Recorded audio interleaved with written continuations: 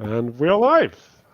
Hello, everybody, and Hello. welcome to our second nonviolent communication stream, where we will be going through things that we took from the second chapter of nonviolent communication. Yeah, maybe Nodrek, you want to do an introduction of the book?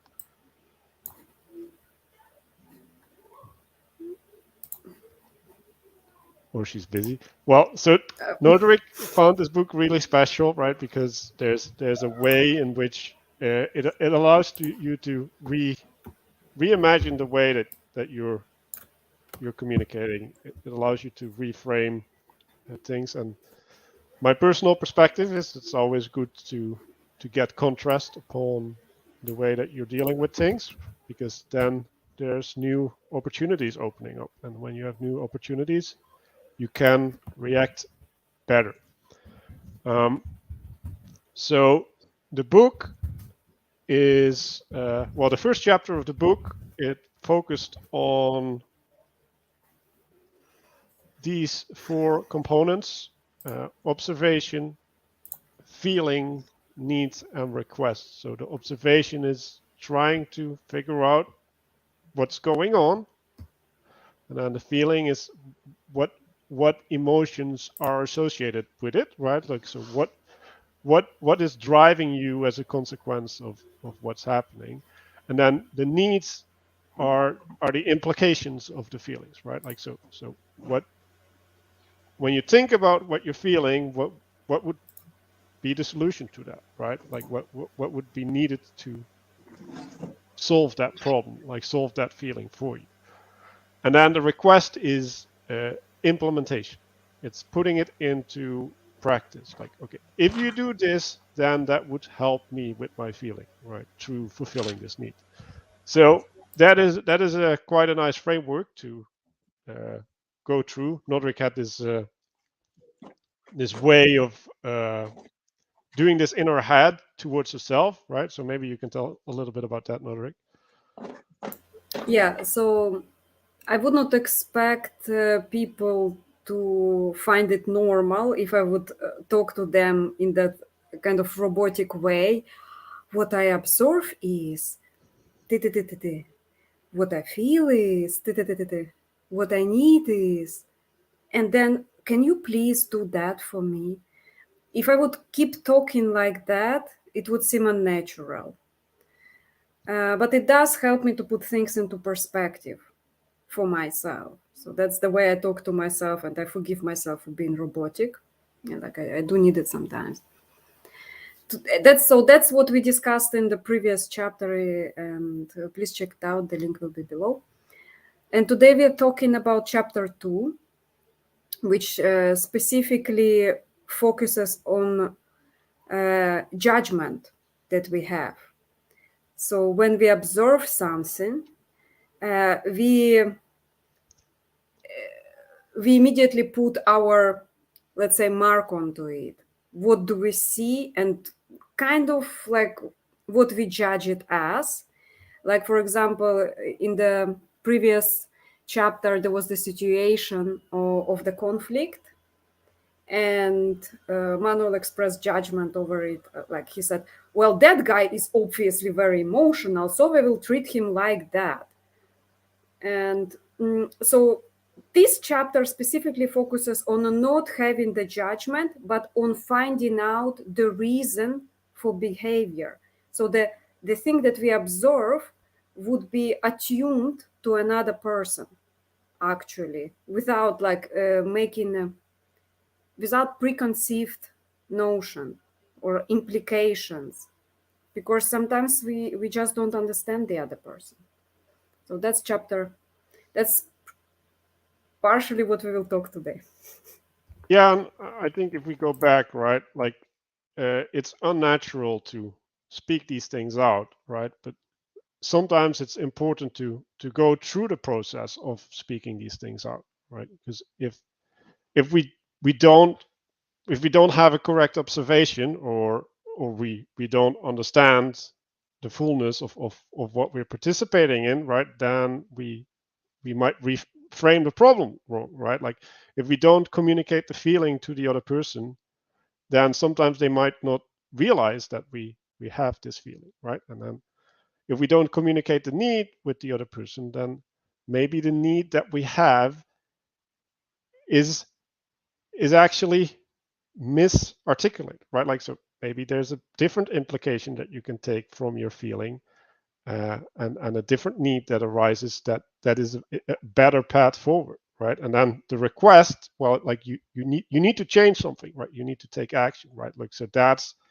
the most important part eventually, right? But there's also an element where we might skip to the end, like like we have this tendency, like, oh yeah, like I just need you to do this for me, and we don't have the person on the same page because they're not realizing the importance of the request. And in some sense, if you don't realize the purpose of fulfilling that request, then maybe you can't fulfill it, right? Like if I say bow to me, right, like this, then if you're doing that to because I say so, right, and I want you to bow to me because I want you to show humility, right, then doing it to appease me is not a way of showing humility. So it's not doing actually what I wanted to do. And so it's important to realize that you can't do the right action in the wrong way and still not achieve what you want to achieve, right? Like sarcasm is a good example, right? Like I say the words that you want me to say, but not in a way that you'll like it. So Yeah. Good shit. yeah. So everybody, like the links are posted in the chat. So if you want to join up with us and have a chat, then you're welcome to join us. So let's go to the second chapter. So this is the first slide. We caught this thing. So this is referencing back to the 4 components we just have. And then there's also an element of receiving, although I don't think we've gone through that yet. But there's an understanding that comes with that framework, right? And so it's not only explaining yourself, but it's also receiving the explanation of the other that is important for that communication, right? So when we're communing, right, like there's 2 parties, right, and they need to be on the same wavelength in order to do something functional in the world. So yeah, Nodrik, you want to say something about this? Yeah. Um, it's intent is very important. If we do it to like to manipulate another person, coerce into our way of thinking, then it's not worth it, actually. Very important, like honestly, to be in touch with whatever we want, really, but also with understanding what another person actually also needs somehow. Because nobody, like, it doesn't last for a long time, this way of communicating, if the intent behind it is unclear, let's say. Just like doing it to be passive aggressive. It's like, no, that's not why I do it, or something like that. That was the big criticism of that part. It may seem passive aggressive. What do you think, Corey? Sorry, Taquan.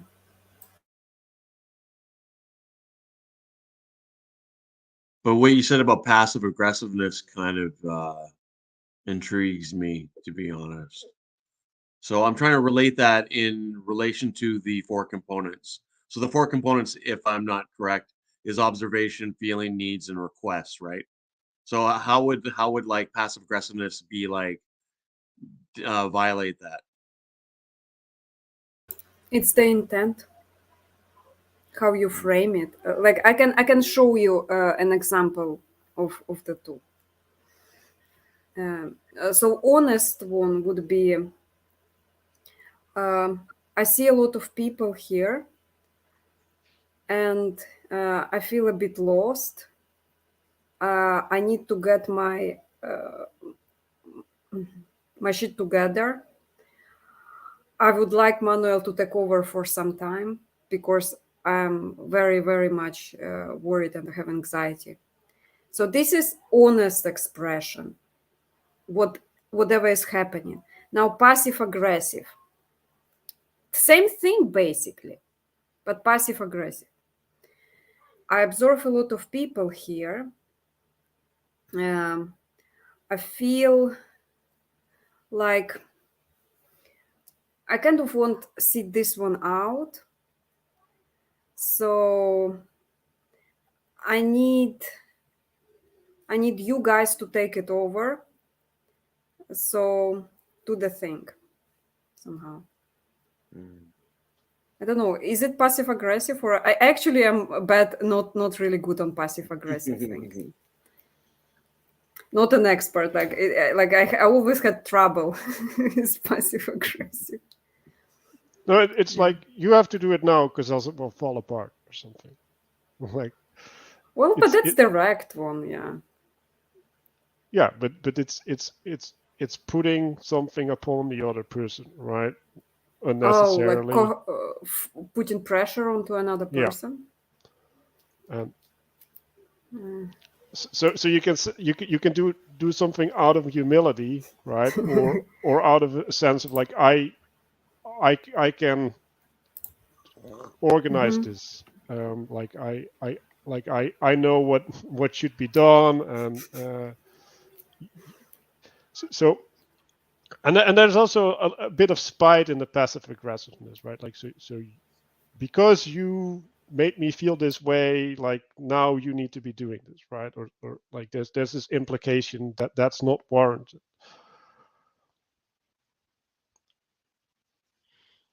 So Gavin Palmer in the chat said, my passive aggressiveness has almost always been accidental. It was only perceived as such. Yeah, but like at a certain point, you can do an objective-ish analysis of something, right? It's like, is what you're doing aggressive, right? Like, or is what you're doing neutral or receptive or like humble? And if you have a communication style, right, like then you can have a passive aggressive communication style, maybe because that's what happened in the family that you grew up, or like it's a defense mechanism to bullies at school or whatever, right? Like there's many ways through which you can get into a Okay, passive. I got an example. So I remember one time I had a friend, right? And okay, so one friend was offended by another friend, and he had a bit of like a receding hairline, right? And he's like, yeah, well, I forget how he did it. He didn't say, well, at least I don't have a receding hairline. I can't remember. There was a good example I can remember in my mind, but yeah. Yeah, so when you're passive No, I aggressive, may not be this, but at least I'm no. Anyways, continue. so that was kind of passive aggressive because you're like, ooh, what I'm saying is more important than you, what you're saying, right? Like you're overruling me in the conversation. Like you're creating a new narrative while there was a narrative going, right? So there's a By way trying in to which you by well trying to there's a give an way in which you example. can do that, right? Where it's aggressive, right? And then there's a way in which you can do it where it's more distracted, right? But when you say what I have to say is more important than what you have to say, that is aggressive, right? Like that So is aggressive. in my trying to give an example, I was doing that, or in the example that I was trying to portray. No, in trying to give an example, you were doing that. Oh, okay. Right? Because I was in the middle of an explanation, right? Oh, So, okay. I'm sorry.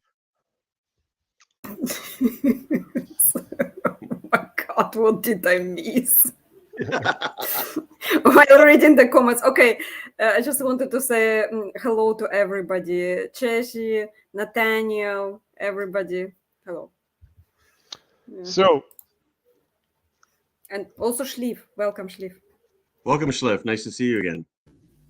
so Hello. I'm Just to really make grateful sure, I that read the second chapter. I didn't read the whole book. Should I be here or should I leave?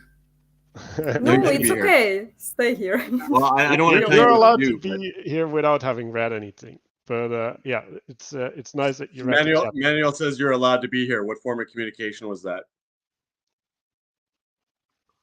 So Well, in the since he's world, asking, it's Authoritative. nonviolent.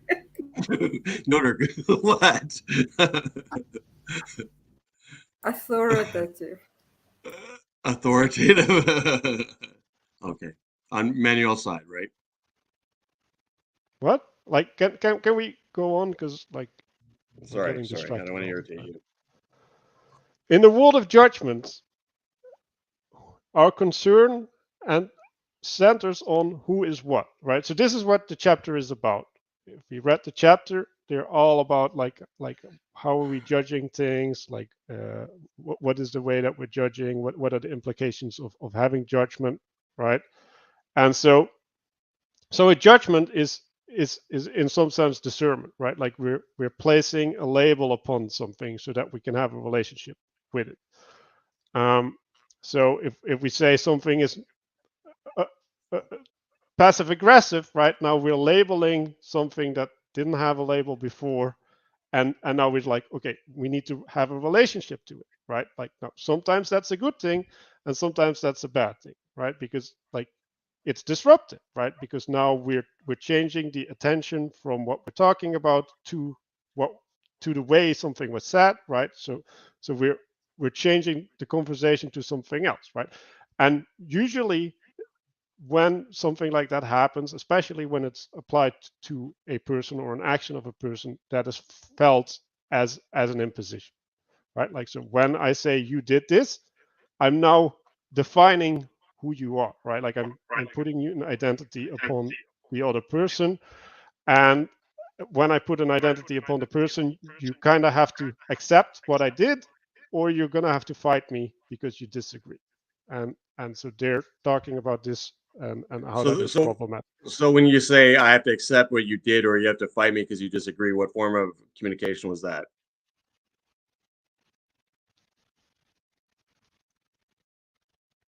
I'm explaining something. I like Oh, why sorry. are we like Okay, no, sorry. Nodrick, can you take it? Sure. So, judgments. I really like one-sidedness of judgments. So there is this favorite part. We have a bias towards judgments. Like everything that comes from us has all the reasons to be right. Here is the excerpt from page 16. If my partner wants more affection than I'm giving her, here comes judgment. She is needy and dependent. Mm, If I want more affection than she is giving me, then she's aloof and insensitive. mm, Judgments, they always kind of have their bias, which is kind of favorable towards us in a sense. So I do believe the importance before we make judgments to understand what the person trying to do or trying to convey, who is what, basically. That's what I see in that slide. I want to also add Mhm. that the the point I think he's making about judgment is not only that it might be more uh, lenient towards ourselves, because we can also be very judgmental towards ourselves. I think the stronger point is that overjudgment can hinder understanding, because if you're not attentive to see, okay, so maybe the situation is this person is like my partner wants more attention than I'm giving her, maybe that's something that can be solved. The judgment is like putting that buffer between you and the situation. And I think that's maybe the stronger part. Yeah, I had something more to say and then I forgot. Well, I think the judgment is like framing something, right? So if I frame you, right, like I might be right, but I have less information than you, right? Because and so and it's also constraining things to a certain way of looking at things, right? So if I say you're short or something, right? Like now we're suddenly talking about length, and if that wasn't part of the problem, right? Like now we can't get to the solution, and I think that's the part that you're talking about, right? Like that there's a way in which these things can distract or pull us away from the real thing. But I think we need to have judgment, right? Like at a certain point. But imposing judgment is often non-productive in conversation. Absolutely. I want to add about that. I think what you said at the end is very important because we do need judgment, and I think there's definitely a lot to take from this dialogue about nonviolent communication, but also I think it's important to point out things that are, let's say, less ideal or less rigorous about certain things that he says. So at some point, he makes the claim that the reason we talk in terms of good and bad is because of how useful it was to create oppressive societies for monarchs and dictators. And I'm just saying that that's a very extraordinary claim to say that all of the way we talk is somehow caused by oppressive political forces, and I don't think there's enough evidence for that. So I think he makes good points, but also tries to throw away the baby with the bathwater. I think there's a really, really important sense in which good is a really important word and bad is a really important word. And if we stop using them altogether, then we're actually hurting ourselves more than helping.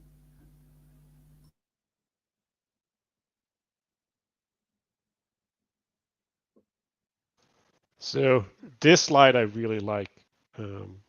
There's this saying, right? Like a philosophy says more about the philosopher than about the world. There's this, yeah, like when we express something about something in the world, right? Like that is a consequence of the lens that we use to look at the world, right? So it is firstly saying something about us, and maybe also something about the other person. We have to keep that in mind.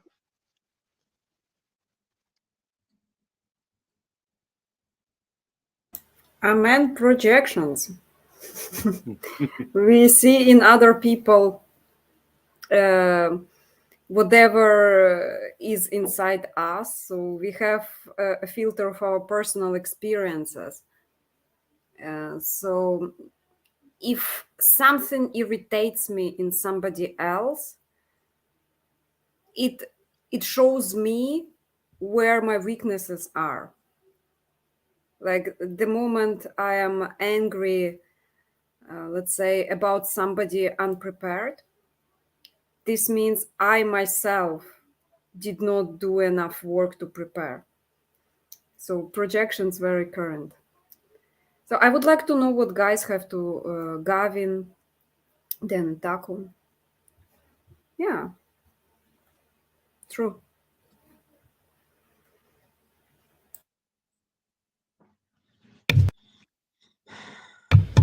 Can you hear me? All right. Yeah. It seems like this nonviolent communication is difficult to do. Like even in this stream, part of the reason I hopped in is like I saw that we weren't able to do it. That's an observation. Is that a judgment? It seemed as a powerful word. It seemed like the people in the conversation were not able to do the nonviolent communication. And then it makes I'm practicing. I have the notes up. So then the feelings I actually have a feeling to try to participate. Maybe I can help us practice doing nonviolent communication. And then, for me, there's my need would be this question of, is there a time when we should not be doing it? And maybe what we're doing right now is not a time where we should be trying to do it. But yeah, just my ask or my request would be that, an answer to that question is like, is this the wrong time to use nonviolent communication, or can we do it all the time? Can I add to that also, maybe that we can aspire and fall short of? I mean, what I'm saying is the fact that some of the communication in the stream didn't live up to what is aimed is not necessarily to say that the whole framing should change. Sometimes it's just about keeping at it and having some patience. What do you think? Yeah. It's only chapter 2, so we just learning. Just started. Yeah, Agent wanted to say something. Oh, did I? Yeah, I don't know. Okay, so like there's a moment there, back there, like let's say if I go, for instance, when Manuel, when I tried to give an example, I observed what was going on, and then and then when Manuel mentioned it to me, I felt kind of like slightly angry in a sense. My need was to try to be understood, but I think I ended up giving a fine example of what passive aggressiveness was.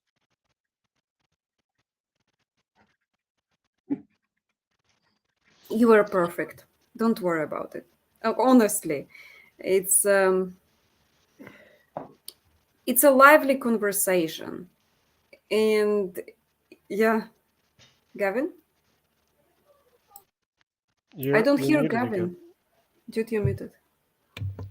I'm figuring it out. My bad. I switched rooms, but and if I raise my hand, it doesn't mean I want to interrupt you. You can continue. Okay. I just would like to speak at some point once there's another turn. Sure. No, it's like you can. Guys, like nonviolent communication are just popping out now. No one ever knows when to speak. So honestly, yes. Hold on, guys. Hold on, Manuel. Sorry. It's the thing that we are figuring out as we go along. But I remember Gavin asked the question, when is the time not to have non-violent communication? When is the bad time? Which is actually an excellent question. There are times where the only response would be run away.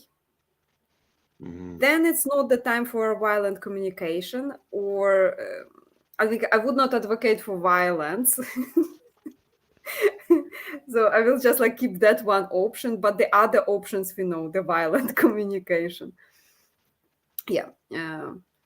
I just wanted to say, like, when we provide an answer, we all of a sudden, like, that's when it's hard to do this nonviolent communication, because anytime we try to provide an answer, it's how would you observe and state your feelings and your needs and requests if you're responding to someone else's observations, needs, requests. It seems like at some point, once you try to provide answers, you are stepping outside of the realm of nonviolent communication. As soon as you start trying to deal with the question, and maybe I'm wrong. Yeah, so I would reframe everything in what are you trying to do in the conversation, right? So from my perspective, what happened is we're trying to do something, and then Corey has this other idea of what we're supposed to be doing, right? And then there's a conflict there, right? So and then the question is, well, how do you resolve that conflict, right? Like is this a conflict that even needs resolution, right? Like can we just move past it, or is this something that actually needs to be talked out between people, right? And I think in the talking out between people is where you want to get into in potentially get into the procedure of nonviolent communication, right? Like at least you should pay attention to the things that they're pointing at in the book. I would add to that another thing. So, agent was trying to communicate something. Maybe the timing was a bit wrong, but I wanted to hear him out completely before making a judgment call and shutting him down.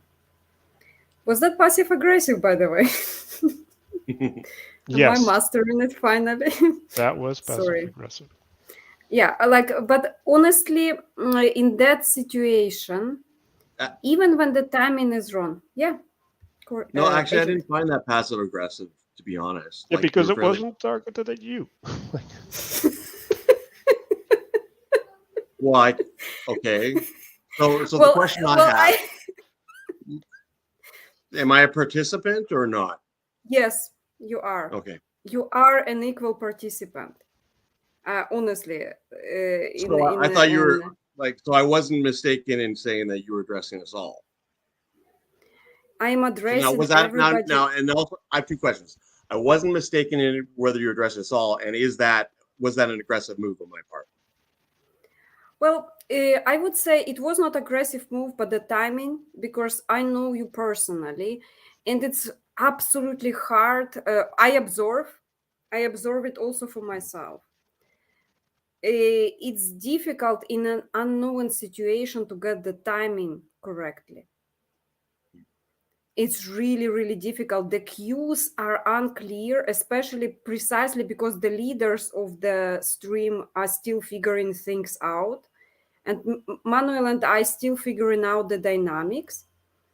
And so getting and just like stating your opinion with the timing without preset cues is actually like you are trying things out, and I think it's good because we will know how to lead it in the future, so people will get the social cue properly.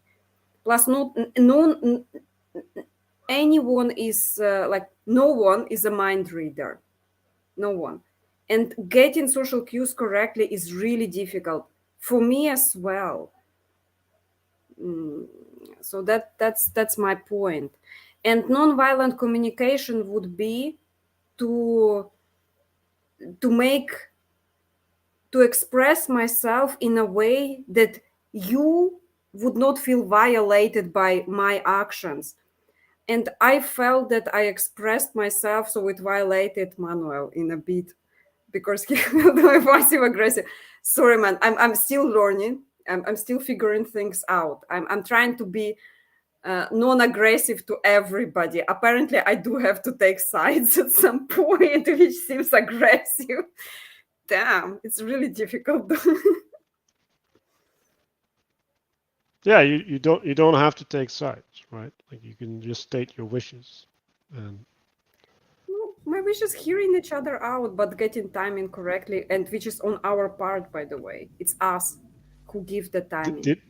Can I ask you a question, Ulrich? Did you feel attacked by what I said? No, actually, no. I think Because you are. I feel like you reacted as if you were attacked. No, I noticed Schlief was trying to say something, so I was trying to speed up my answer. That was the reason. Not me feeling attacked, which is, by the way, judgment. Judgment. No, I said I feel like that was the case. Okay, sorry, man. Schlief? Actually, I wanted to address what you were talking about, Gavin. That the question of when should you not practice nonviolent communication is, I think, really important. And I personally would narrow it down more than Kara. I think you should only practice nonviolent communication when you have at least some level of cooperation from the people that you're talking to, because I think the underlying premise of nonviolent communication is of good faith and cooperation, and coming in good faith to a bad faith situation can lead you to just be trampled and hurt. Right? If you're in a conversation with someone who actually aims to hurt you, and you're saying, "I'm feeling attacked," they could just say, the most offensive thing that would hurt exactly, where they know it would hurt because you just told them. So I think it's hard to overstate the importance of trust in this. And I think where it really is useful is when you have actually people that you do want to have better communication with, and they want to have better communication with you, and you find yourselves constantly arguing.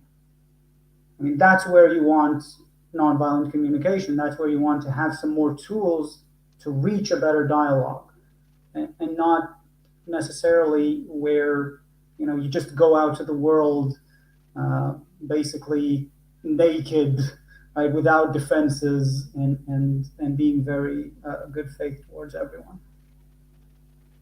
And I actually feel that there's maybe more appropriate to use nonviolent communication in writing, because like we were talking about it last stream, where it kind of sounds robotic when this guy goes and does his thing, right? Like it's feeling alien.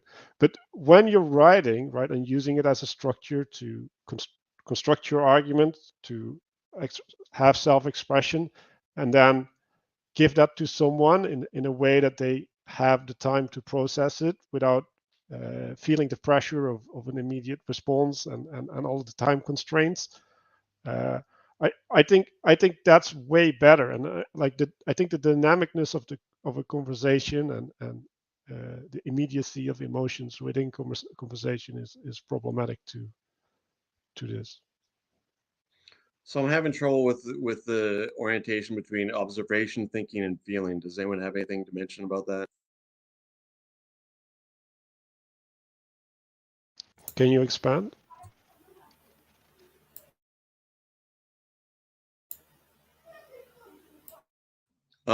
Yeah. So like you were saying, I was thinking about like observation, feeling. Where does thinking fit into this?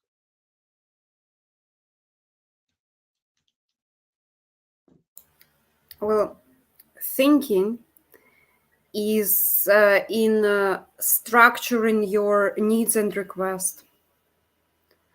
Observation is also good because you are trying to understand, but not through your lens of framing, like not through the filter of your past experiences, let's say, like,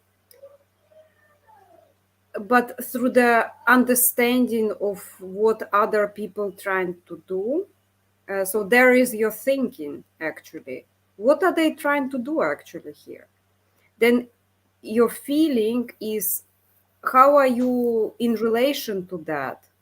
And then your need is to be understood, let's say, or to be heard. And then request is, guys, hear me out. Hear me out.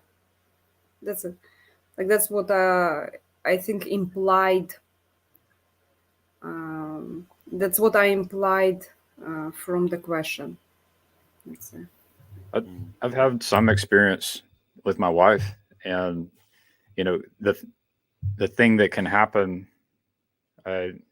is I will end up judging feelings inside my mind. And if I communicate my judgment, I'm in danger of causing my wife not to want to share her feelings with me.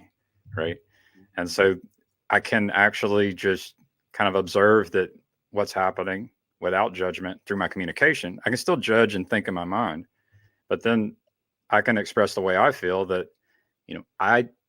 I don't want, I feel like I'm scared that I will push you away if I try to provide an answer to the problem of the feelings that you have.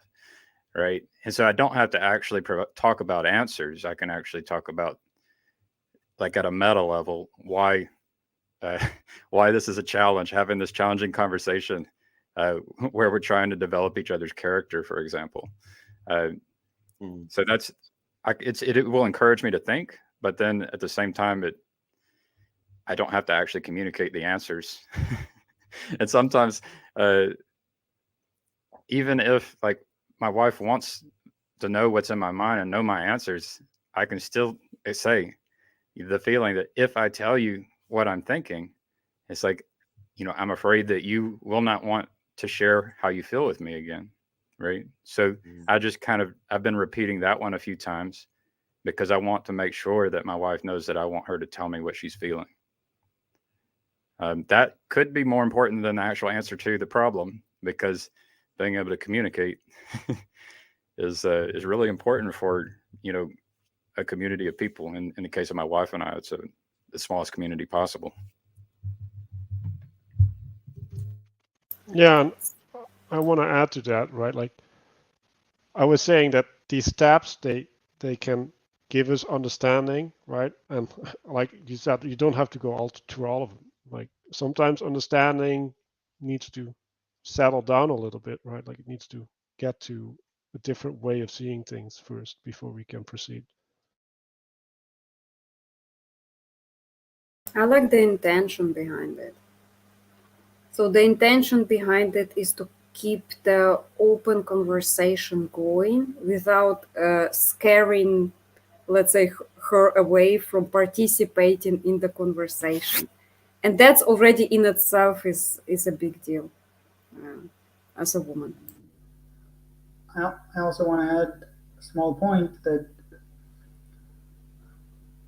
for me at least, a lot of times being honest is more of a challenge than not lying, because there's a lot of noise going on in your head, and maybe a lot of it is not really so important and interesting to put on the table, let's say. So I think, like, acknowledging, like you say, that maybe I have an answer or a judgment or some instinctual, for instance, I might be talking to someone and think, like, have this rise up to my head.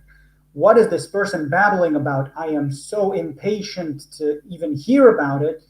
Well, if I say that, that's in a way not very honest, because it's not representing my general attitude towards them. It's a thing that happened in my mind right now, but impulsively just putting it out there, maybe not the greatest move, and even not very honest in a deep way. I just wanted to add, to kind of pull something out, is that one time I was having a conversation and I said, I feel like I wish you could just read my mind. So, and Kara's earlier was saying we're not mind readers, but it's honest. It's the way I feel, and it's irrational. And so just to share that was helpful, for my wife and I. But it just points back at, communication can be challenging. But even sharing something that is honest about what's going on in your head and being able to see who you really are, and share that with someone in an intimate way, it can be powerful. So the goal state so you have a goal state in nonviolent communication, right? Or would you not? Would the goal state just be engaging in continuous dialogue, like passing the ball back and forth?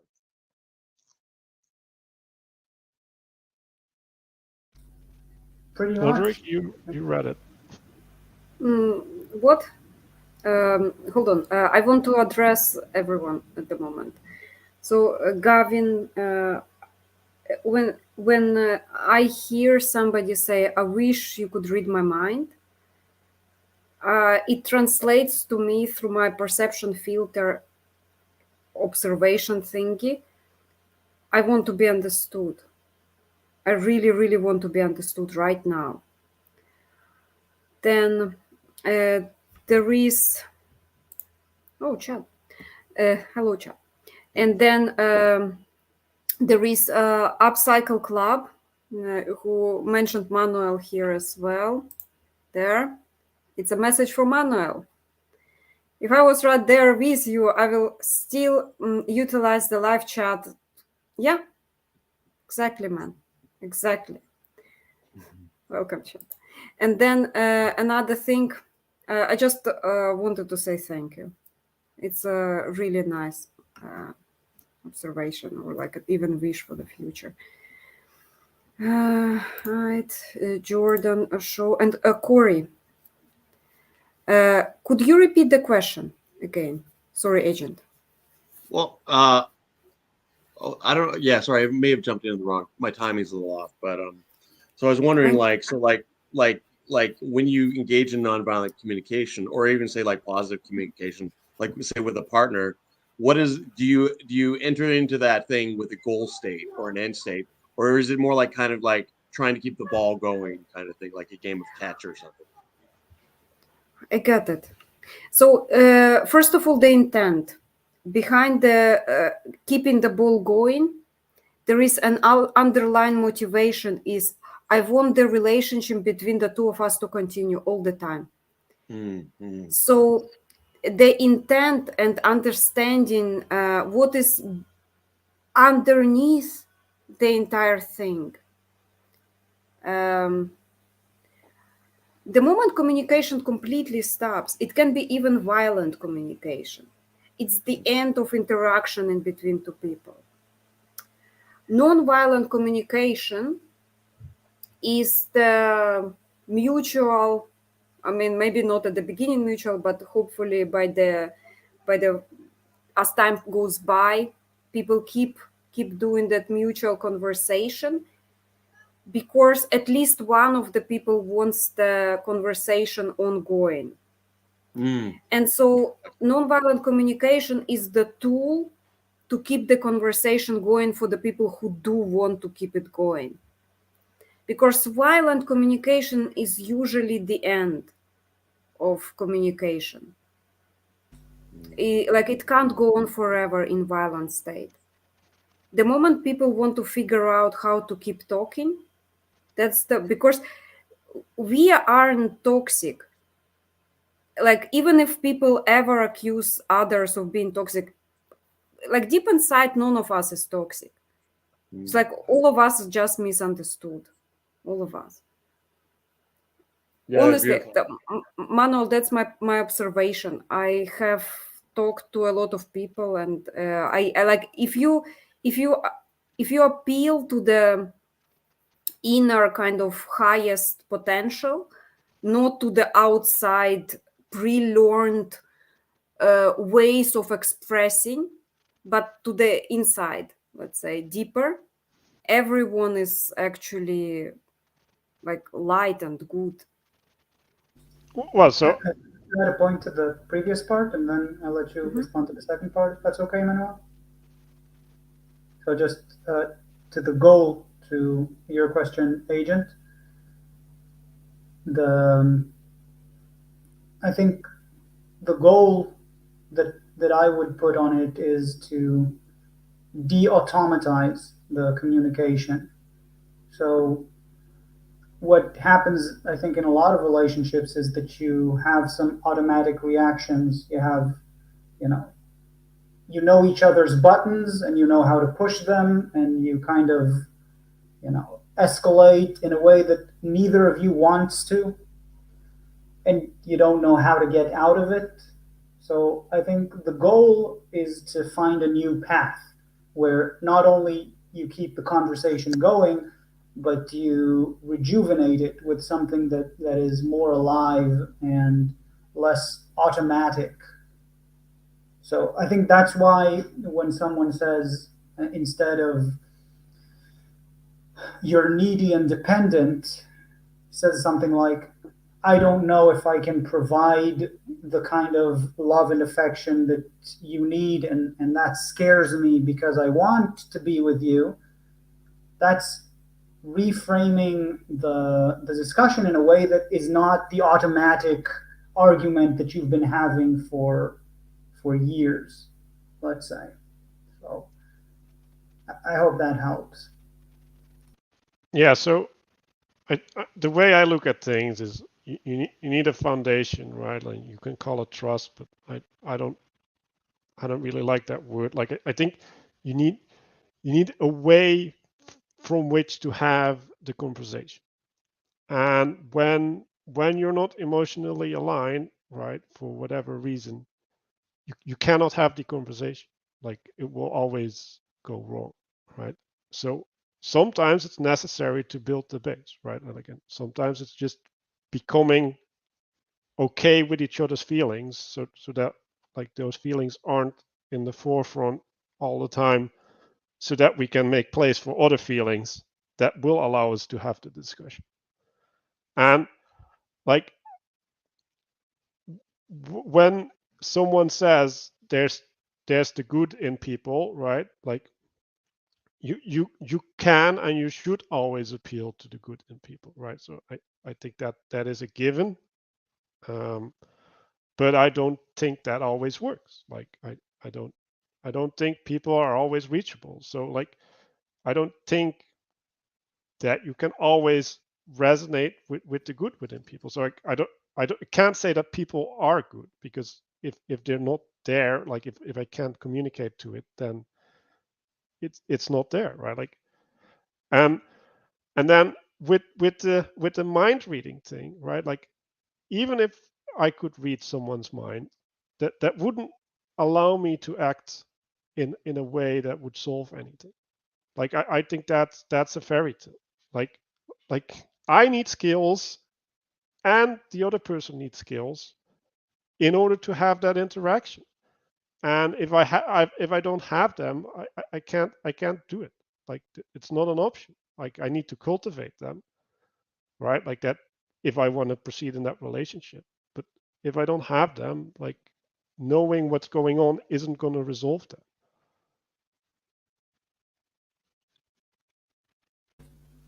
Someone sent you a message. Yeah, so a chain of trust. Yeah, like that. I think that's the Christian message, right? Like we all have to keep doing that. Or like I don't know, like maybe it's also Judaic, but it's the spiritual message at least, right? Like we keep appealing to the goodness, and then there will be more goodness, right? And there will be better expressions of the goodness. And I think that the sad thing is that in modern society, at least a big chunk of society is so confused that they're unable to participate in that way, and they've just lost track. Judgment. Can I ask a question real quick? Totally. Hello? Is this thing working? Yes, it's working, chat. We can hear you. Okay. Yeah, I was thinking like the idea of nonviolence and communication is a great idea. And I think it's something that most aim for. What I think is when the idea of nonviolence kind of becomes the top principle or the top virtue in the hierarchy, and like in the avoiding violence at all costs can be sometimes very dangerous and futile exercise. So, you know what I mean? It's like sometimes it just comes down to it, like like, and I'm not like advocating for violence. It's not what I'm saying. I'm saying like this idea of making sure that no matter what, no violence, no matter what, it like can be this toxic thing. Or am I off base here? Am I kind of like off topic? No, you're on topic. Gavin touched on it earlier in the question, when is the right time for nonviolent communication? And like it is depending on the situation, because sometimes there is no right time. Sometimes the only answer is actually a violent communication or escape. As like it's actually a big thing for women. Like I can talk from my perspective. I had to learn, because violence was never an option for me. Like I cannot protect myself, and I had to find out when is the situation where I escape and how do I escape. And I understand, for me, a non-violent situation where I could escape is being funny. So I would joke my way out of things, which is completely the opposite. Like it nothing in Rosenberg's book, I read the entire book, talks about non-violent communication through humor and sense of humor. Like it only touches on the point of observation, let's say. That's the only thing. Humor is observational to the situation. You can joke your way out of it. But the other principle, need, request, and feeling are in your head. Outside, you only address to situational assessment. Yeah, there are other responses than a non-violent communication. And of course, there are a lot of situations where non-violent communication can actually get you into trouble. You have to think. And agent was correct. Like at what moment my thought, my judgment comes in. And that's the moment you assess the situation when it's appropriate. And it's not always that easy. Yeah, and I would argue that humor can be a good solution to some situations, but it can also be violent. Like like and not only in jokes that are diminishing to people, but just the fact that you're not relating to something that they're expressing by taking away the focus of the conversation from the thing that is important to them is, in my opinion, a way of being violent towards them. Manuel, again, are you talking from your experience or Yeah. from theory? Have you been have you Yes. ever tried to escape a conflict via humor?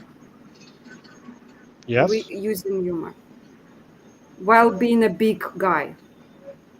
Yes. Like I don't like conflict. Like, and also I'm very skeptical. women I'm- also have access to violence. Like they don't use physical violence most of the time, but they use social status, reputation destruction as a way of violence. And I'm talking about a situation where I don't have social status. The only thing, like nobody knows me. I'm a tiny, unassuming girl, like really tiny, very unthreatening. Because the way you appear is also is also assessed by your opponent. And in that book further, like in other chapters, they would be describing situation of girls escaping difficult, let's say, situation where she could not do it otherwise, using nonviolent communication, addressing the perpetrator and preventing herself from harm. And I can say it works. Like that's why this book spoke out to me, because I was in a similar situation, so I could have protected myself, let's say, using interpersonal skill without reaching for status or like reputation distraction. Like none of those would work, let's say.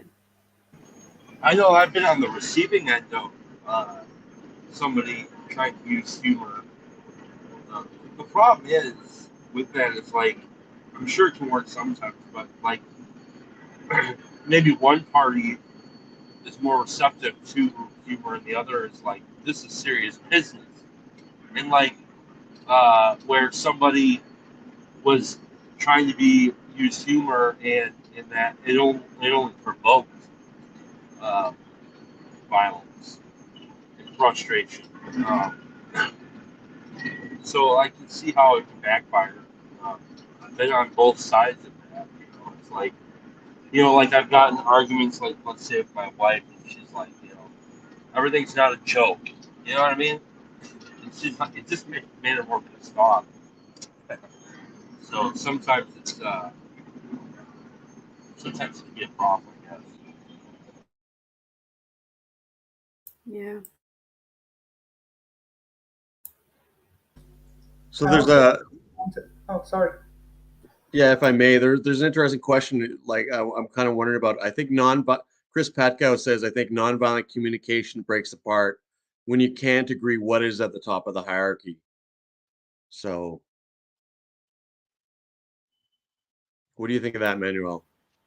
Well, I think actually that is what nonviolent communication is trying to address, right? When stating the observation, stating the emotion, stating the need, and the action with that, it is trying to establish a hierarchy. It's trying to establish, okay, this is the thing that is we need to pay attention to, and I would say, right, like that's negotiable, right? Because it's not only one person's feelings, there's two persons in the conversation, right? And so they both need to be their needs need to be met. And if they're conflicting needs, then you can't fulfill one need and say, yeah, the other one just like whatever, right? So they need to go together in a way where it can be productive. And yeah, so what's on top of the hierarchy is essential. I would also like to respond to Chris's comment. I think it depends in what sense you would mean that, because the term to agree what's at the top of the hierarchy, I think, is used a lot in this corner of the, like, top of the hierarchy in this corner of the internet, specifically Jordan Peterson and Jonathan Pajot talk a lot about it. But I think if you bring it down to an actual situation with actual communication, I think it doesn't necessarily come down to really figuring it out and agreeing in any sort of philosophical way. I think the agreement is more in the underlying structure that you're in. So I think if nonviolent communication is possible, like if you can start that communication, you probably, in a deep sense, agree about something that allows you to, if not promote both of your interests, then reach a compromise that is better for both of you than straight out fighting. But it also comes back to Chad's point, which is like violence, unfortunately and painfully, has a place in the world, because there's no. Here I disagree with Kara. I think sometimes you're confronted with a situation that simply cannot be resolved without a conflict. And in that sense, trying to hide behind stuff like nonviolent communication can be cowardice rather than wisdom. Right, and then sometimes, like, the thing is, like, so there's difference between, being a predator and being prey. So there's a violence like that, but then there's the violence of contenders, and, like, I think the violence of contenders is that they have an intimate relationship with their knowledge of what violence can do. And so when you have somebody who's a predator, like, how do I say this? If you like, let's say a culture has lost its intimacy with the real ramifications of violence, they can be very hubristic. and they can do all sorts of crazy things that enact very, very foolishly, and then that's what can allow the predator to come in and harm. And then so now that's not like that's not that's not violent communication. That's like so that I'm kind of getting a little off topic, but like there's a thing I just listened to Peterson talk to the new prime minister of Israel, and the guy said that he had a very different ideology than say Obama, and the ideology he had was power produces peace, and he felt that Obama's ideology was peace produces power.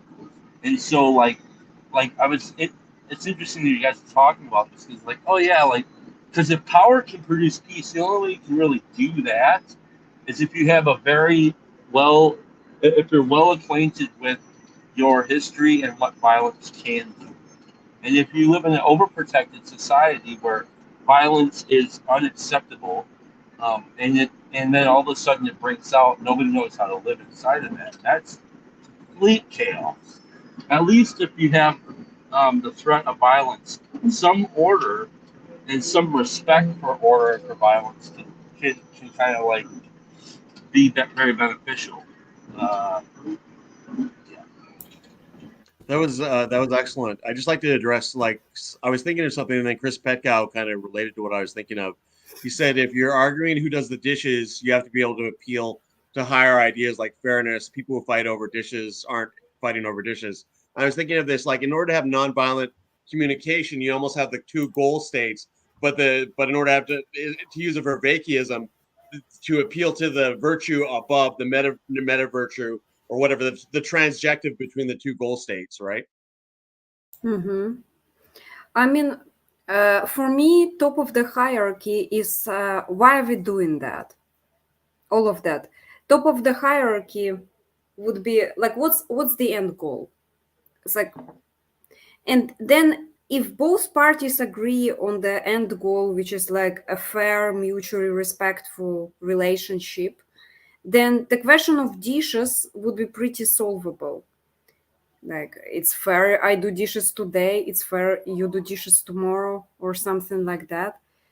The top of the hierarchy, where both parties agree on the actual thing they're trying to achieve, even in political sense, right? Then the communication can become really, really productive. But yeah, the first thing is to observe, like, or to find out what are the at the top of the hierarchy, what are the final motivating forces behind our actions, why are we doing that. Yeah, so there is a next question from William. I just I want to mention, like, is this passive aggressive when I bring my microphone in? No. I mean, No, you're trying to say something. It's okay. Freud might have something to say about that, but I don't think it would be passive aggressiveness.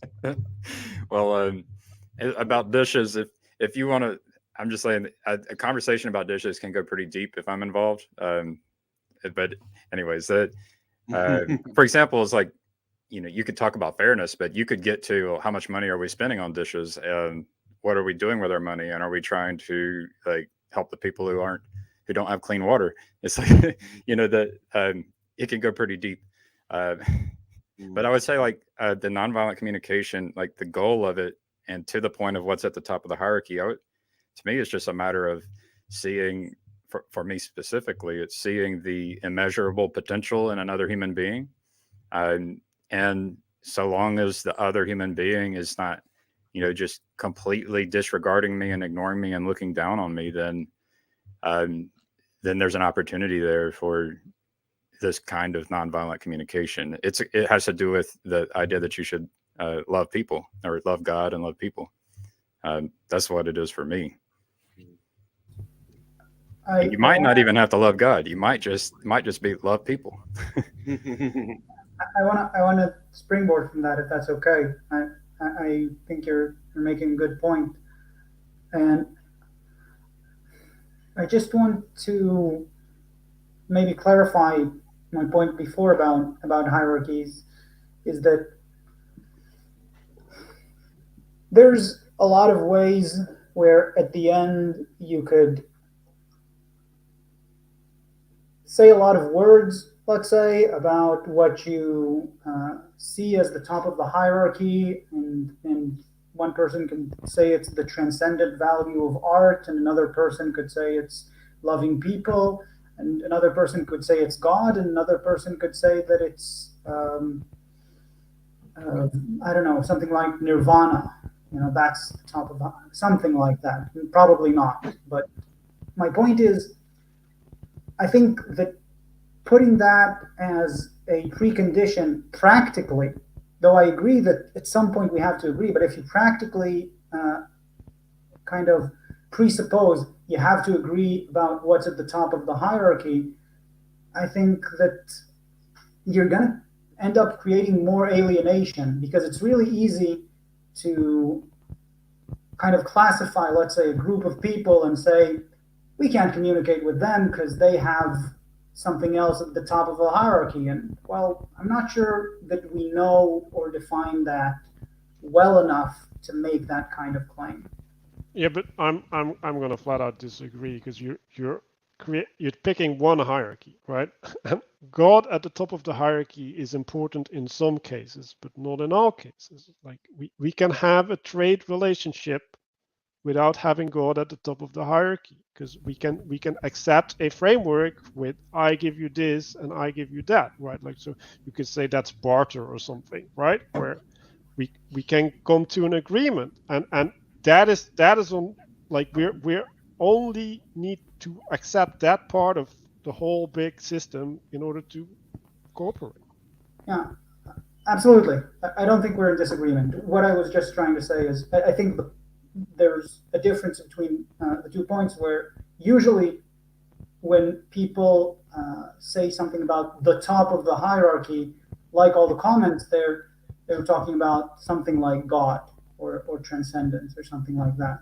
I do agree that in order to have useful nonviolent communication, you have to agree about the next level, let's say, right? What's above this? What are we striving for in this specific conflict? In that sense, I'm completely with you.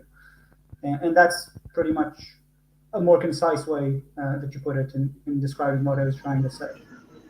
So, like, something at the top of the hierarchy would be the desire to communicate. Mutual. In Because nonviolent communication in general? just like I would think in general, like if we're going to be communicating, hopefully the ideal would be that we're willing to communicate even if we disagree. Because if you don't have that, then it can go sour pretty quick. I mean, because I'm thinking about like if you have, let's say, if somebody's core beliefs or a culture's core beliefs is that they are superior than anybody else, then it's going to be very difficult to communicate with those people in a way that's productive and useful, because they're just not going to hear you. You're like, to them, they're speaking to like an insect or something, So it's hopefully like you can come to an agreement. Like that's why I think this works, and why I see so many different kinds of people in these conversations. Like it seems like the thing that's at the top of the hierarchy in these conversations, or in, let's say, the overall conversation that we've been having over the last couple of years in this internet culture, is the desire to actually communicate, not necessarily the desire to win the argument. That's maybe not on the highest part of the hierarchy between us, So I don't know. Chad, I thought that was excellent. I just want to clarify if I have that right. So in a sense, you could say that the goal of nonviolent communication is to be able to keep the communication and preserve the relationship, right? Yep. But I need to disagree here. Like, I think part of any discussion has to be having the discussion, right? So you need to protect the means to the end in order to reach the end, right? Like that's always true, right? So that should be a high value, right? Like it's a necessary component, but it cannot be on the top of the hierarchy because it's it's always serving for to achieve something else. And so it's important to realize that part of the hierarchy is the ability to maintain communication, but it cannot be the thing that organizes the hierarchy. Okay, Manuel, I would like to clarify that point. Do you mean that's the way you communicate, or do you say everybody should communicate like that?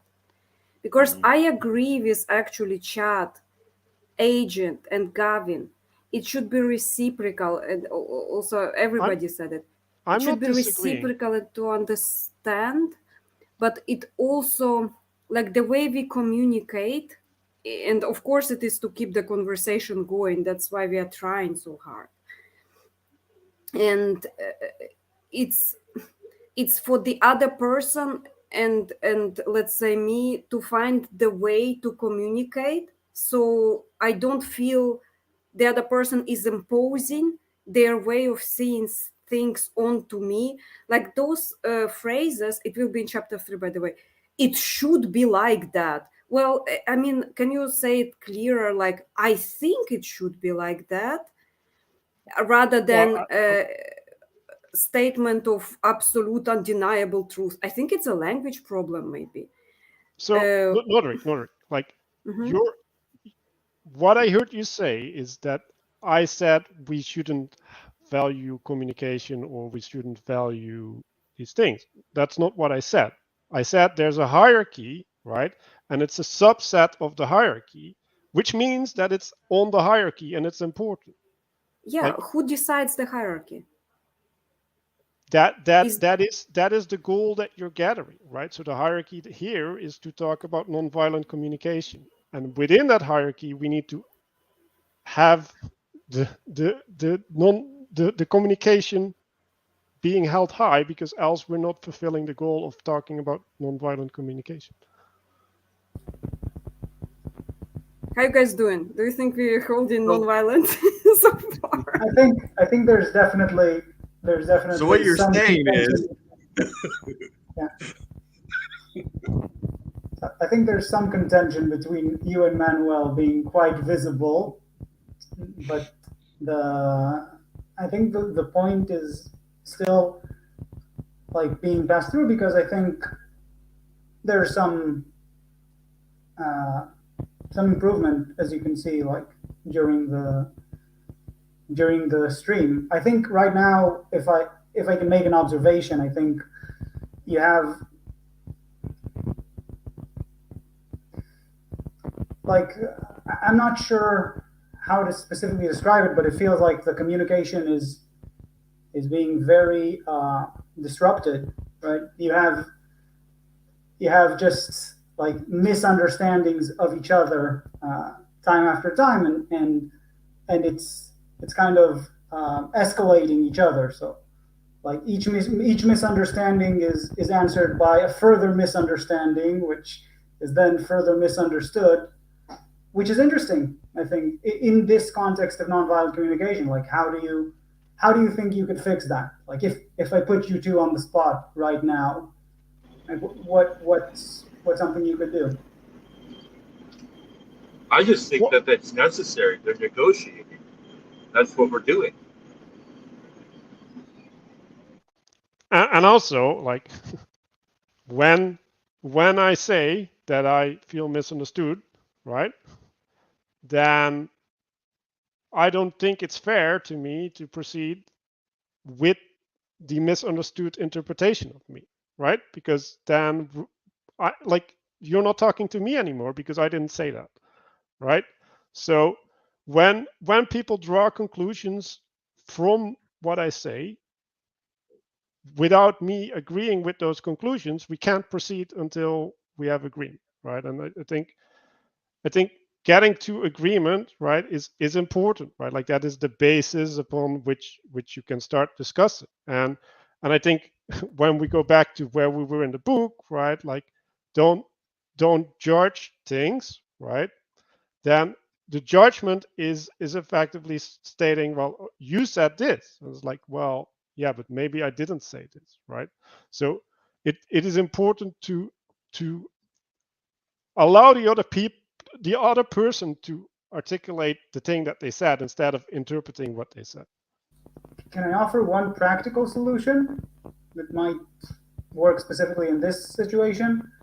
I think it would just be nice, like going forward, if every time, for instance, Nodrik, when you try to respond to Manuel, start with like a short answer and trying to say, okay, did I get you right? And then you can get on the same page.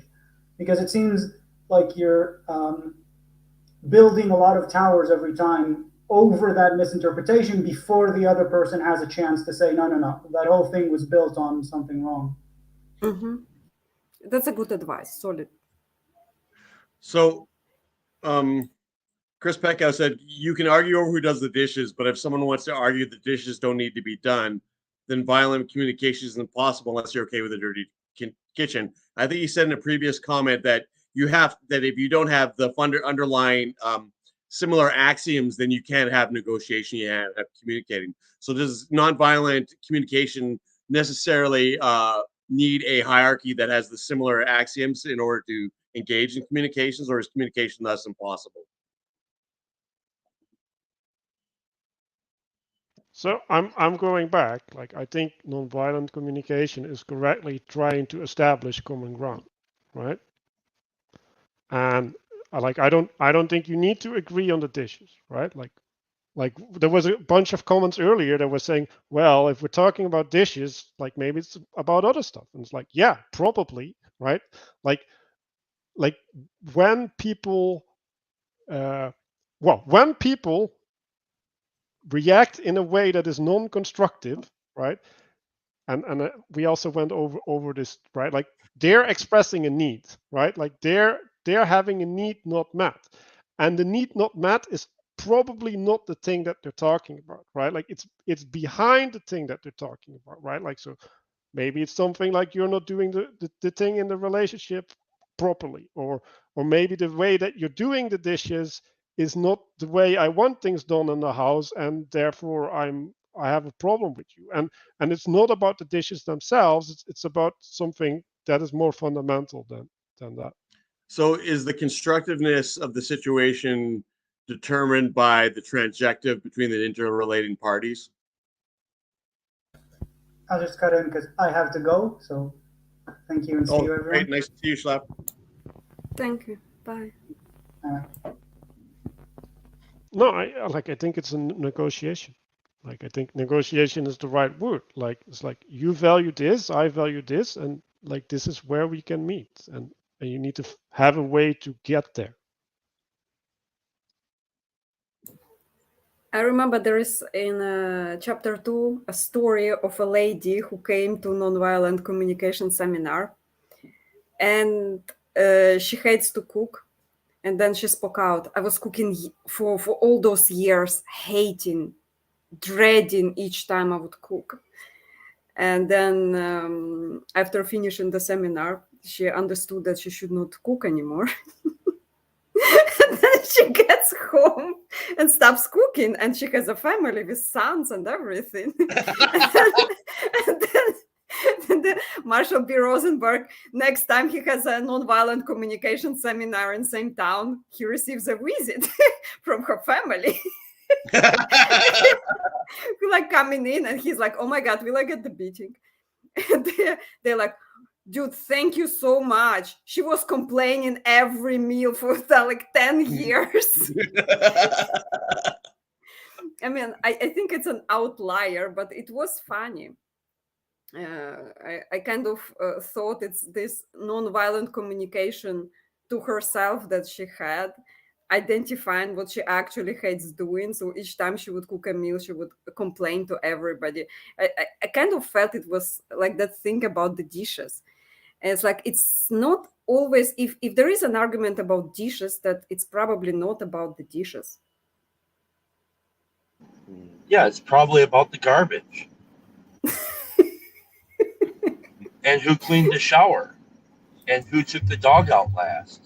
So And my yeah, my take on the dishes, like what I was taught by my father, is that every person had a fork and a spoon and a plate and a bowl, and you took care of it. You took care of it yourself. But that's not the way every family does it. So, you can be raised in a culture where where all of a sudden you can collide on this whole dishes thing. I'm saying from personal experience, right? All of a sudden I'm washing everybody's dishes, whenever it's like, well, I grew up, you washed your own dishes. But yeah, it can go deep. The dishes can go deep.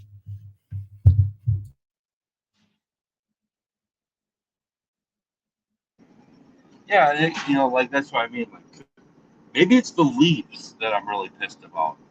Now I got to do the dishes, and like I'm afraid to talk about it. I'm afraid to talk about the leaves, but I'll go to bat about the dishes because I can seem to make sense about it, and like we can make a good argument about this. And I think a lot of this does boil down to, well, in my case, pride uh, and fear and like a couple things. Like I don't want to be harmful to my partner, but I also don't want to feel like I'm being walked on, even though I'm not being walked on. It's a lot of it is like a story that I've spun in my own mind, and that's a lot of, like, for me, a lot of conflict comes from this thing that I keep, this narrative that I've got hooked on somehow, and that thing can like distort my entire relationship with my family life. Right? It's like it's little resentments that are not addressed that are piling up all over the place, and but again, I'm willing to go to bat over these damn dishes. And I'm not sure if Chris is actually talking necessarily about the dishes. I guess the first question I heard him talk about when he mentioned hierarchy in the dishes, I thought I was hearing, again, and I was just, maybe I'm projecting, but I was hearing him make a comment or a question about like uh, cultures colliding, or and that to me is because like the conversation around nonviolent communication, I don't think can really scale up into the national or the global. Probably. I wanna get back to the book a little bit, and I think the dishes fit in here appropriately. So we were talking about judgment a long time ago, and how making judgments is not constructive in conversation, right? And saying something about the dishes is a judgment, right? Like it's like this is wrong, like you are responsible for the wrongness in this way, right? So, and then this is what he says about making the judgment. It is my belief that all such analysis of other human beings are tragic expressions of our own values and needs. They are tragic because when we express our values and needs in this form, we increase the defensiveness and resistance to them among the very people whose behavior are of concern to us. Or, if they do agree to act in harmony with our values because they concur with our analysis of their wrongness, they will likely do so out of fear, guilt, or shame. So who wants to So how do take you this first? so how do you feel about that, Manuel? Um, well, so first of all, yeah, I don't like this framing, but the first part is really correct, right? Like the tragic element of we're trying to achieve something in the world, and while we're trying to achieve it, we actually do the opposite, right? Like we're not getting closer to a solution. we're not getting a more intimate relationship. We're not resolving it, right? And instead we're creating the thing that will maintain the problem and disconnection and frustration. And so that's really sad, right? And then well, so the second part is implicitly implying that a way of being, right? Like people only agree with us because out of resentment, effectively, or most likely agree with us out of resentment. And like I think that is a really sad view of humans, and I do not want to look at it that way. Like there are people who do it that way. Effectively, the way I see it is they don't want to get into the conflict, right? So the conflict is still in the background, and instead of participating in the conflict, they're acquiescing to something against their will, effectively, in order to not have the conflict.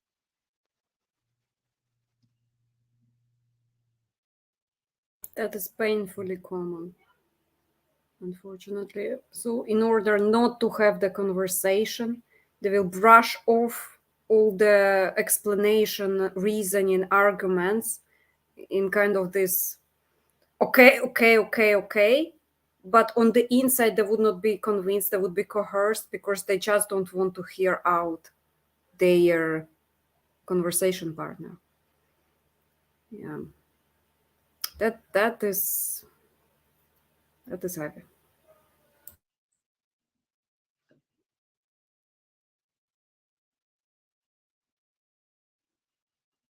Does anybody else have something to say? I'll go to the next slide. Okay. We all pay dearly when people respond to our values and needs, not out of the desire to give from the heart, but out of fear, guilt, or shame. Sooner or later, we will experience the consequences of diminishing goodwill on the part of those who comply with our values out of a sense of either external or internal coercion. They too pay emotionally, for they are likely to feel resentment and decreased self-esteem when they respond to us out of fear, guilt, or shame. Furthermore, each time others associate us in their mind with any of those feelings, we decrease the likelihood of their responding compassionately to our needs and values in the future.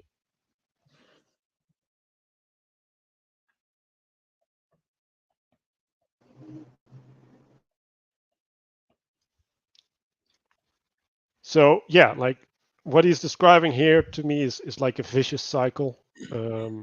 If you're not in the right relationship and you don't resolve what's playing on the background, you will corrupt yourself and the relationship and the other. Although I think there is a situation where one party can be blind.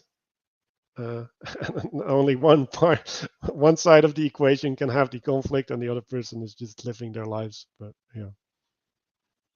So like what is the right relationship is determined by the one that has the more sight. Hearing each other out, actually. But not only hearing each other out, but the way people would want to communicate is without immediately putting another person off.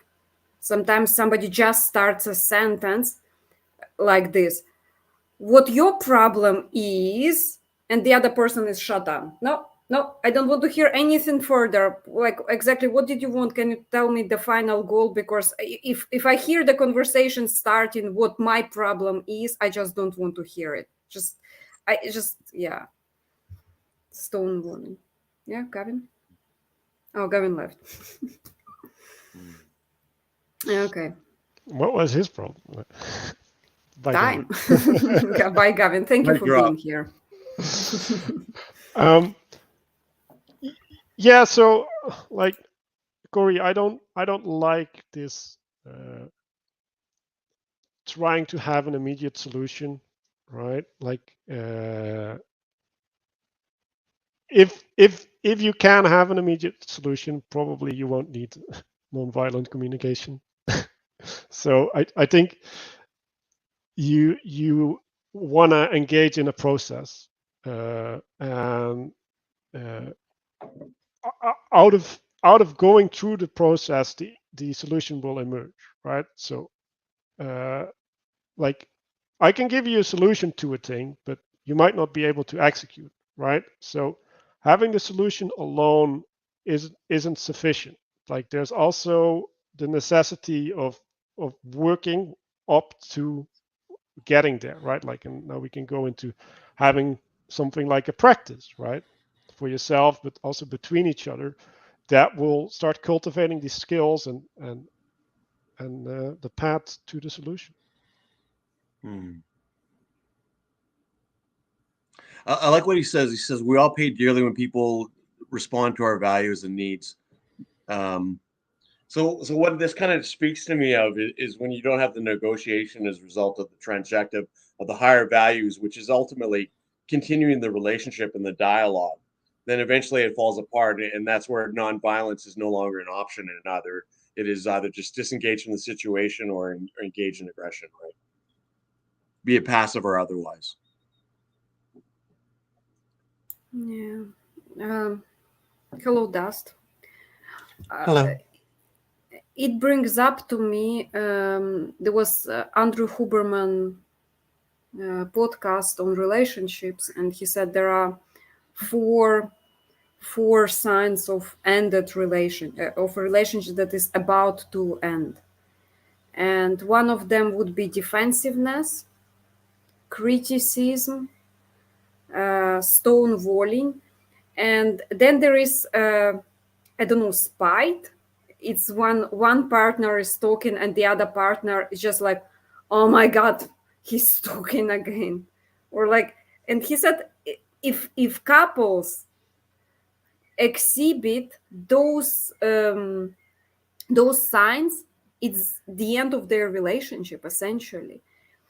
And further, it will be like in the book there will be examples of people who actually resolve that, people on the brink of completely breaking their relationship. They started hearing each other out, which is interesting. Yeah, definitely watch out for those signals. So the book goes into three necessities. I don't know if there was a fourth one, but I couldn't distill that immediately. But humility is a requirement, right? So in order to give space to the other, right, like you need to draw yourself back from the center and give the space for there to be something. That responsibility is taking responsibility upon yourself is the thing that allows you to actually start working on something, right? And then the demands is like you got to have something that you can work on, right? And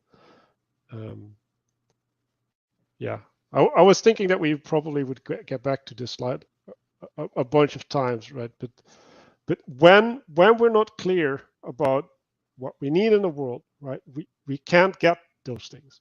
Like people can't do things that they don't know, and I think that's the value of clear communication. So the thing that I'm most curious about in nonviolent communication is the notion of demands. Would you be able to clarify that for me?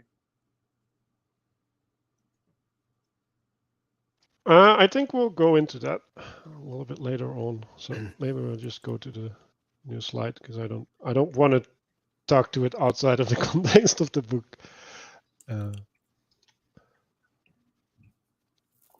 So this is my favorite thing, responsibility, and so he's talking about life alienating communication, right? So it's one of these things that Nodrick pointed at, right? It's like the things that bring you apart effectively. So another kind of life alienating communication is the denial of responsibility. Life alienating communication clouds awareness that we are responsible for our own thoughts, feelings, and actions. The use of our language obscures the common expression have to as in awareness of personal responsibility. And okay, I don't know what happened there, but there are some things you have to do responsibly, whether you like to or not, illustrates how personal responsibility for our actions is obscured in such speech. This phrase makes one feel as in "you make me feel guilty" is another example of how language facilitates the denial of personal responsibility for our own feelings and thought. So, yeah. So there's a thing where we're this is encircling one of the presets, right? We're responsible for our own feelings, and we should use communication that expresses that, right? So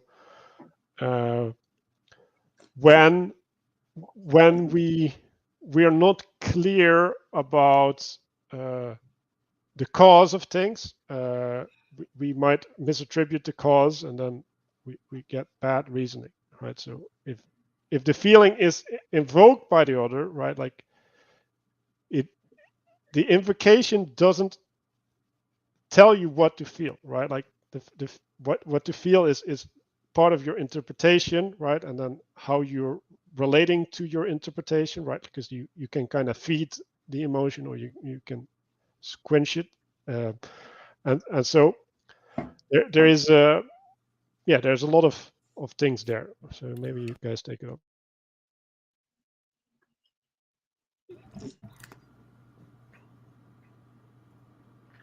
Yeah, I like the idea of awareness is personal. We have to understand that we are in control of our feelings and reactions, and sometimes our reaction is projection as well. So that personal responsibility, it's a big thing. You make me feel guilty. What?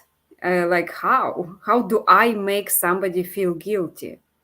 It's like, and then how to paraphrase it in a way so the other person doesn't feel attacked. Because if I hear you're making me feel guilty, I feel attacked, because I that's not my aim. Like, I was just explaining myself, like, how am I making somebody feel guilty? I just like was talking about something else. Then I feel immediately misunderstood, and it goes into all of that, building upon misunderstanding, like that hurricane unleashes, let's say, and everything upon misunderstanding, basically. So there was this question in the chat. If you watch something that's sad, are you still responsible for feeling sad? Well, first of all, you're responsible for watching it. So stop watching it, right? And then you're still responsible for keep thinking about it, right? Like, so stop thinking about it, right? Like, there's all of these aspects, right? It's like you are participating in it, right? So it's not that you're responsible for having the emotion, right? Like, the emotion is something that happens, right? Like, it's not that you are responsible for it, or that the other person or the video is responsible for it. No, the emotion is something that happens, right? And then what we do with that fact, right? Like, that, just like there's a tree in front of you, what you do with the fact that the tree is in front of you decides what happens. And if you walk into it, then the tree isn't responsible for you walking into it. You are. I would disagree with that a little bit. Feelings are things that you can control up to a certain extent. You can choose to be frustrated with things, or there are ways in which you can reason or rationalize things, allowing you to sort of calm yourself down, or rationalizing a sad circumstance that will allow you to better cope with that. So, I mean, yes, the feelings can be overwhelming, but there are things that you can do to be responsible with those feelings that come in. I want to address the dog situation. If you walk across the street and the dog is being hit by a car, right in front of you, getting killed, you feel sad. It's natural. You're a human being. But the thing is, we observe bad things in life and we deal with it. Because there are a lot of horrible things going on in the world. A lot of it. And we have to learn to deal with them. Like we have to. I keep hearing terrible news, horrible, like to the point of friends dying. And I have to learn to deal with it. And I have to find methods to cope with it without saying, oh my God, the world, you are responsible for me feeling like that. The world is as it is. I have to observe it. I have to understand it. And it's my own agency, inner agency, that makes me cope with the reality. Let's say, yeah, dog getting hit, it's rough. It's part of life. You have to deal with it. And it's unfortunate that it happened, but it is happened. We have to understand those unfortunate situations too. And that being said, I always feel sad when I see a dog being hit by a car. Mm-hmm. Yeah. Hmm.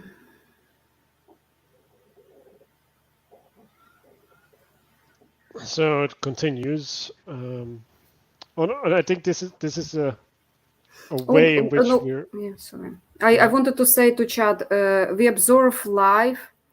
Try not to notice life. No. I notice life.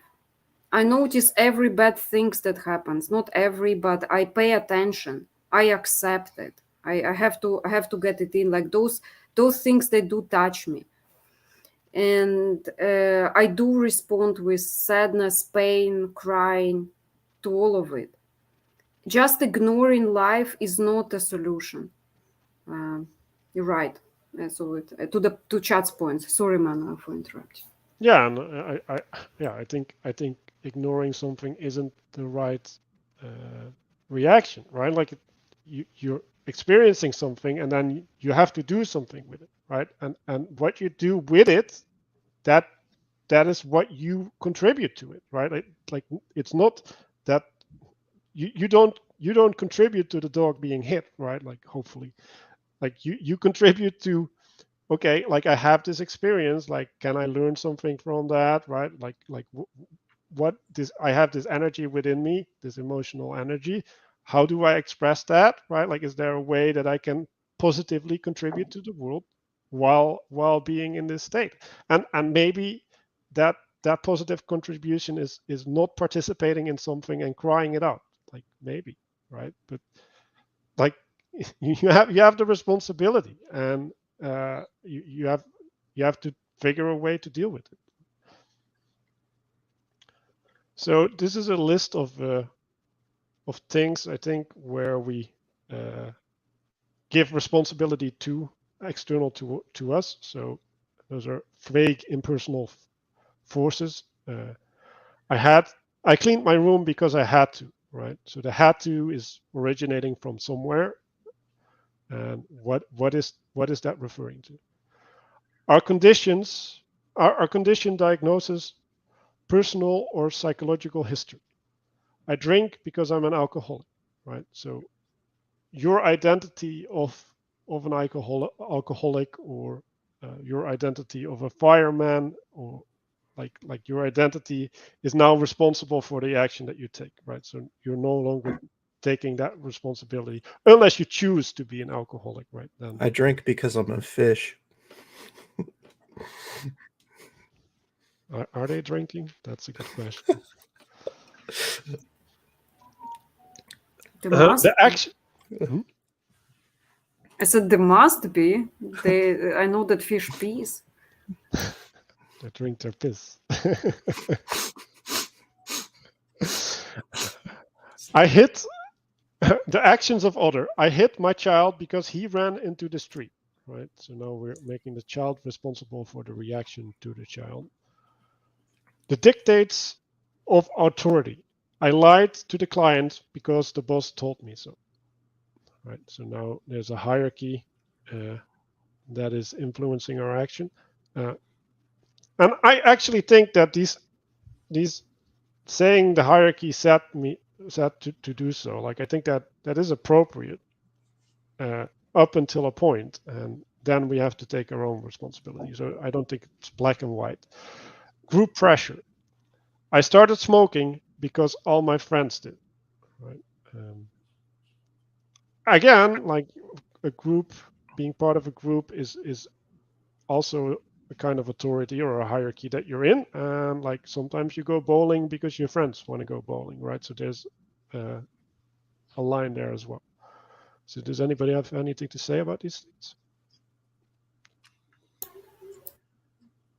I would say the last comment with I started smoking because all my friends did. There's actually kind of a justification when you're surrounded by bad behavior that you're going to absorb the bad behavior. A little bit, but not much. I mean, obviously you're still personally responsible, but you increase the chances that you're going to do something bad if you're in that circumstance. Yeah. Yeah, so I think the point of these sayings is that it is a way of speaking, right? So when we start using these phrases in our language, right, like we're not taking responsibility, right? So the correct thing would be to say, I started smoking because all my friends did, and I wanted to be a part of them by smoking. Like that would be a more correct way of saying that.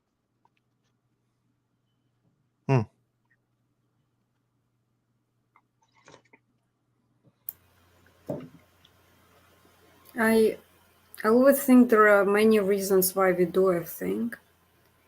And all those explanations seem like the story we tell to ourselves, whereby our actions have been already chosen and decided upon, even subconsciously. So those are, I actually agree with that from Bazani. Sometimes it's just an excuse rather than explanation. Yeah.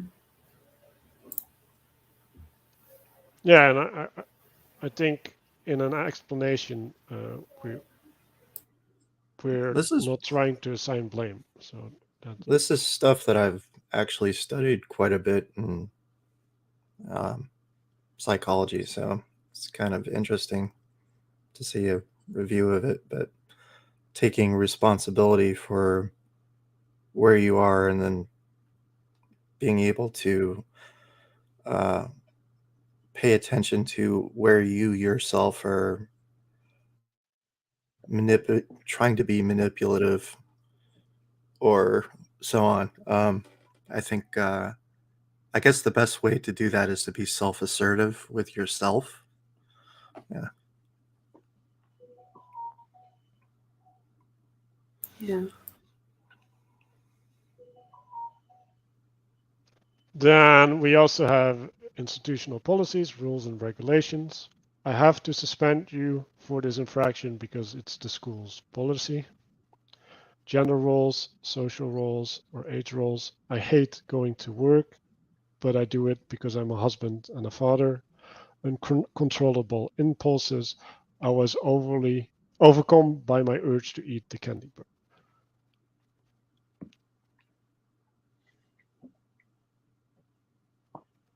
I feel attacked.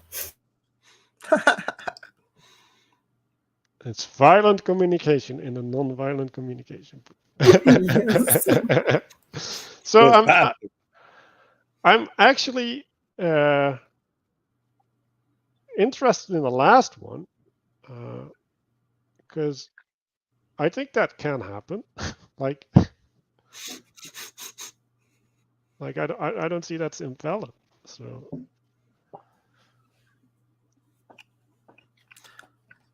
Well, it's also kind of still an excuse, I suppose, because it's like, yeah, you can be overcome by an urge, but that doesn't mean you have to respond to the urge. But No, that's what overcome means. Like, I guess so.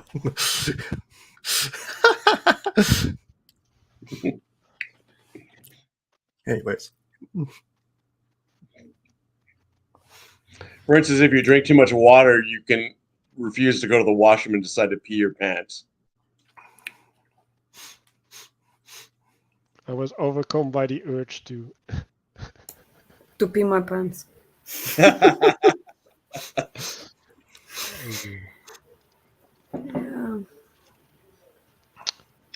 We can replace language that implies a lack of choice with language that acknowledges choice.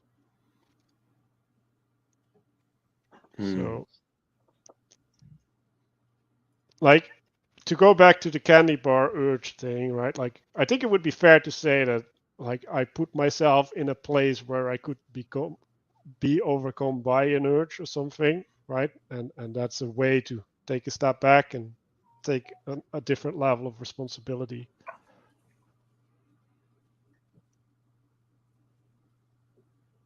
Yeah.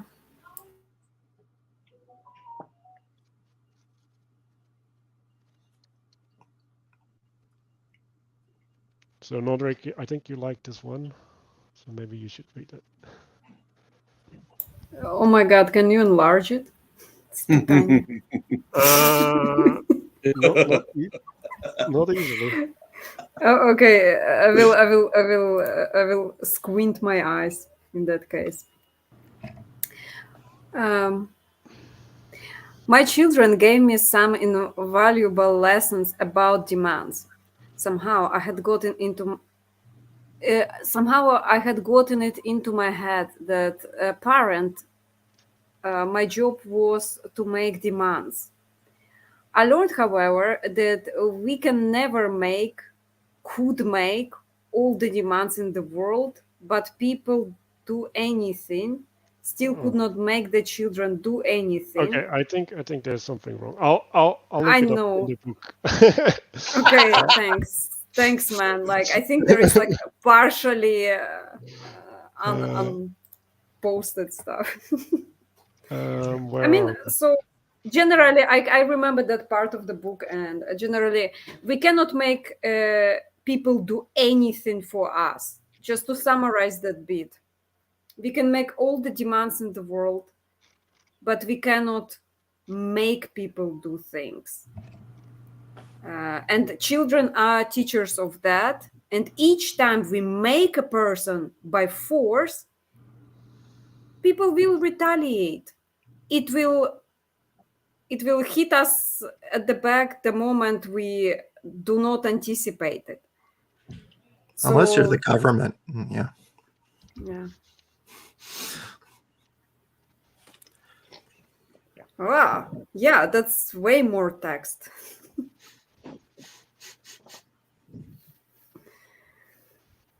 Oh? Yeah, it doesn't look the same. No, it wasn't? No, it looks like a little bit more.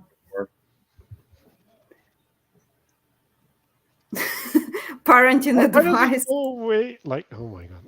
I mean, dude, it's a sign from God. just keep it away. Do not make demands onto the stream, otherwise the stream will retaliate. I like the parenting advice from Bazani. Never negotiate with terrorists. That was the author? Sure. I don't know. But it's a Well, cool it was saying.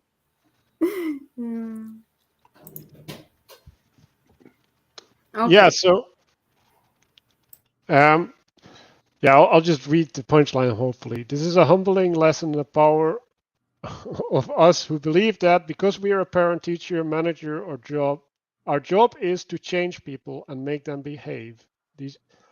Here were these youngsters letting me know that I couldn't make them do anything. All I could do was make them wish they had true punishment. Then, eventually, They caught me. Sorry. That time I was foolish enough to make them wish they had complied by punishing them. They had a way to make me wish I hadn't. So in some sense, he's saying when we apply force, there is probably a bigger force that will come back at us. Yeah, force has to be applied in only very limited situations. And well, I've kind of gotten a lot of my understanding on how to deal with people or children or situations where there's people are out of control, kind of like Caesar Milan, the dog whisperer. He talks about being was it calm and assertive and having a air of dominance, but not like you're frustrated with a situation. If you get frustrated with something, then you've technically lost control over it. So you have to be calm and assertive, so to speak.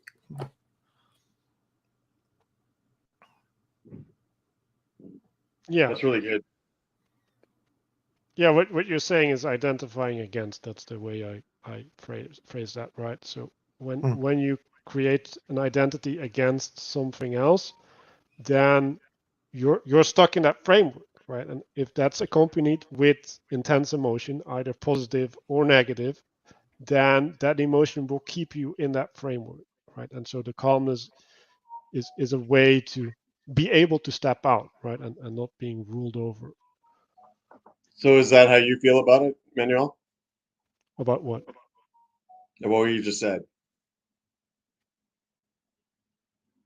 And the question is, do you feel calm?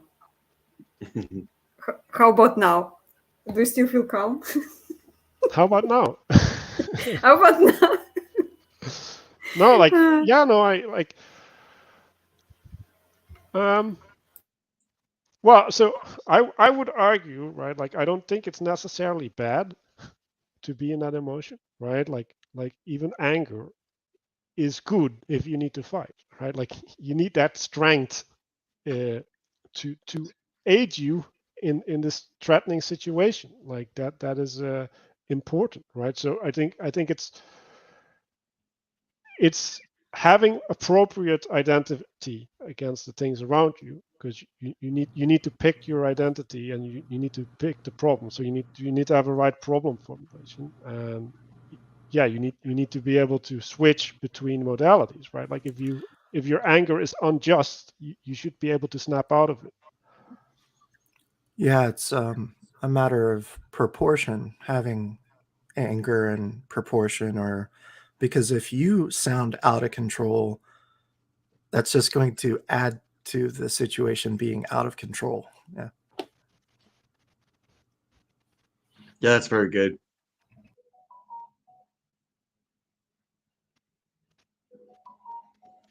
I think Benancy wants to hop in for a little bit. But yeah, like so we were talking about judging, and we were talking about these ways in which our communication is problematic, right? Because we have wrong framing, and we use our language to express this wrong framing. So maybe I can go back to that slide that I said we would go back to. What is the wrong framing that we have, Manuel? I just need you to reiterate that. Right. So lack of humility, right? Like if we're not putting ourselves in right relationship, then that does not allow place for the other and their needs. Not taking responsibility for the things in the way that we're speaking, right? So in the sense that's not being truthful, and then these demands, right? It's like that was the example about the children, right?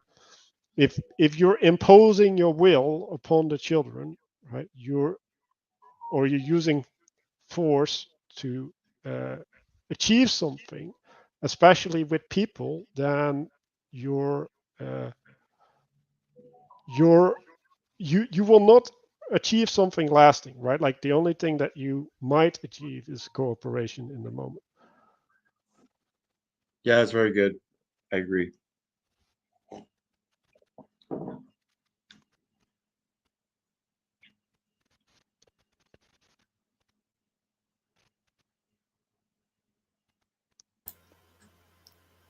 Are there still many slides? No, I think we went to the end. Maybe we can go back to this one and close it off.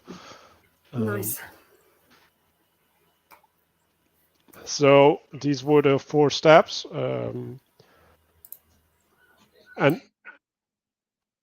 I think, yeah, like what was the purpose of the second chapter? Was it like preparation in order to do the steps or something? Oh, there we are.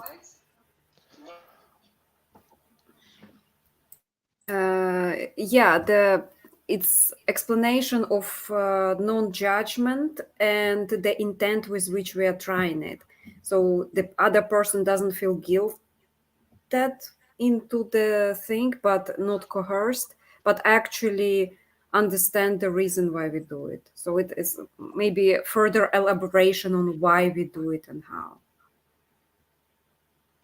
Yeah, welcome, Bazani. Hey guys. Yeah, we're kind of closing down. So did you have some things you wanted to bring up still? Well, I was just, yeah, I don't know. Let's, you guys just keep going, and then I might chime in. So. Welcome. You're welcome. Welcome. So I guess if we want to do a summary, right? Like we had this struggle about when and like I'm gonna say more importantly how to implement this nonviolent communication, right? Are you asking a question, Corey? Or? No, I just playing with my pen. Because it's important to realize, and I had this comment about maybe it's more appropriate to do in writing, right? Because I think it's really disruptive to step back into the systematic structure. And then we were talking about hierarchies and what we value, right? And I think if we value smoothness of communication and realize that we can't establish smoothness, then maybe we need to reorient towards establishing the ability to commune before, well, not maybe, probably, to commune before we can continue.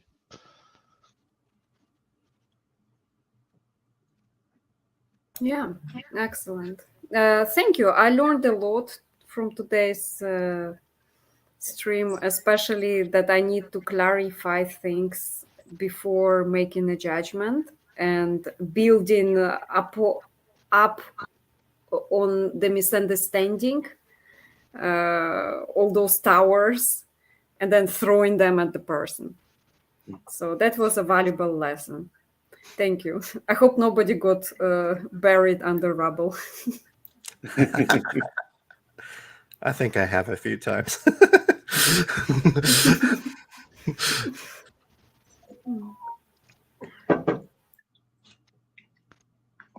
So, Bazani, do you want to have a final say? Well, just thank you. something I've been thinking about since I've been listening to this. I had heard Kara use the term nonviolent communications before, and I have been curious to kind of, try and understand what she was getting at with that. But where my thoughts have been on this subject, and they have been on this subject for a while now, is that what you see, what I think we're talking about here is a pattern of us basically using force on other people to do things that they don't consider to be good for themselves or right, potentially, right? I think is especially where it goes wrong, right? And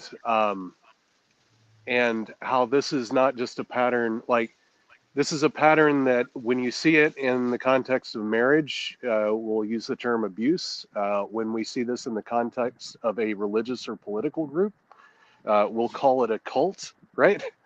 Hmm. you know, but it's a yeah. These same sort of things can actually be systematized into controlling mechanisms of behavior that a sociologist would actually describe as a cult. But quote unquote violent communications being one part of that. But anyway, I think this has been a very wonderful conversation, and it's really cool to see somebody else kind of looking at that same area. So awesome. Thank you. I also wanted to comment. Excuse me. Kind of reminds me of something I sort of came up with a long time ago in my thinking, and was it the term "judge not, and thou shalt not be judged"? For in the measure you use it, it will be used against you. Now, I don't think that's an exact thing to communication all the time, but relatively speaking, being aware of the assertions that you're making in your thinking when approaching someone else, and what that person has to go through when it comes to your assertions, you are projecting something that's going to come back right at you. So, yeah. I remember agent asked at the beginning, why are we doing it? What's the point of nonviolent communication at all? Is this to keep the conversation going? Mm. And there is a reason why I started reading that book. It's not a cult because it doesn't have a leader or gatherings, nothing like that. Like the author had his seminars, but it's not a thing. Maybe there are some seminars. I never looked into it. To me personally, it started with me dealing with reality, and I had difficulties to process violence and war. Like it was harmful to me. I would come in and like most of the videos, people fighting, people presenting their arguments, and they're like, stop. So I looked into that book because for I could not take it anymore. Well, a lot of the Somehow reason all that, yeah. a lot of the reason people fight often has to do with much more underlying things in their psychology. Much more. It's usually what they're projecting in front of you with their words is often surface level. It's usually very surface level. So I I yeah, I understand. I get that there are reasons. Yeah, it's like I was not trying to understand the reason. Dust. I was trying to cope with it, like the all this inflood of the news, and I had to deal with it. I had to keep my eyes open. I could not ignore it Why do you have to keep your eyes open? because otherwise I cannot be of use or help to people affected in my life in all this violence. Like if I go and like hide my head in the sand, I don't think I'm much of use. So I needed to pull myself out, let's say, and find a way to frame the reality non-violently to myself. Somehow Mhm. all those observation, clarification, the way I pose, so that I can be of use to people who are like in my immediate family. Who am I trying to help? Let's say. Well, I think the one thing that probably teaches people how to be more gracious in those circumstances is trauma themselves and going through trauma. But it's hard to understand what trauma someone else is going through because it's very particular to their narrative and their thinking and what's going on in their mind. But I mean, all you can really bring to you can't necessarily lift up all of those traumas, though. You want to be useful, right? But there's a case where rescuing somebody from being drowning, when there's this thing where you can't go up to somebody who's flailing around in the water constantly and saying, I'm drowning. No, you have to give that person distance and wait for them to calm down and say, I'm not going to help you until you stop flailing. And yeah, I mean, there's things that you cannot. You're not burying your head in the sand by keeping yourself safe, and that's all I'm trying to get at. Yeah. Before we close, Agent or Bazani, would you like to guys add something? Thank you for advice, Dust. This is really interesting. It's really good, and I think there's lots of examples that we all exemplified of the material in our discussion. So I really enjoyed that, and I look forward to next time and being a little bit more prepared. So thank you for allowing me to participate. Thank you for being here. Thank you so much. Bazani? That was a great conversation. Thank you. Yeah, wonderful discussion, and I think I'm going to try and review the first installment of this before before the next one comes out too. But yeah, I appreciate being able to listen in and chime in a little tiny bit. But yeah, I mean, just I think it's to a couple of the points that were brought up in the comments. Though, somebody, a friend of mine on Twitter said something along the lines of parenting is a sort of tyranny, but it's a good one, right? and I thought that kind of addressed the issue properly, right? When we say coercion or manipulation, like whenever you really start to dig into this subject, the issue comes up. Well, what if you're really doing it for their good, right?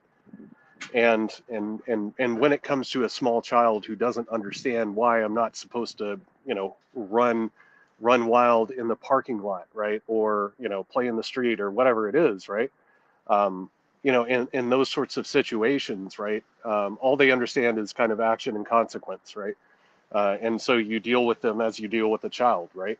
But as they grow up and they're capable of understanding things and processing things and making decisions in a different way, right?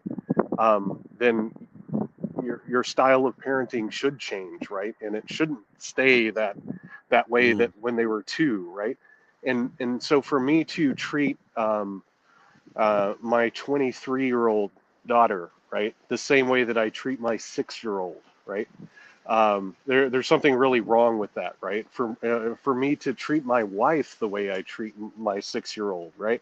Something really wrong with that, right? So I think what we're talking about, like I think we're hitting on a nerve, right? That I think everybody kind of knows at some level, like there's something off, right? When we get into that space, and I think really what we're trying to do here is, we're trying to say, well, what is it exactly, right? How do we define the wrong, right? In some sense, and it's a good conversation, I think, for us to have. Well, yes. Thank you.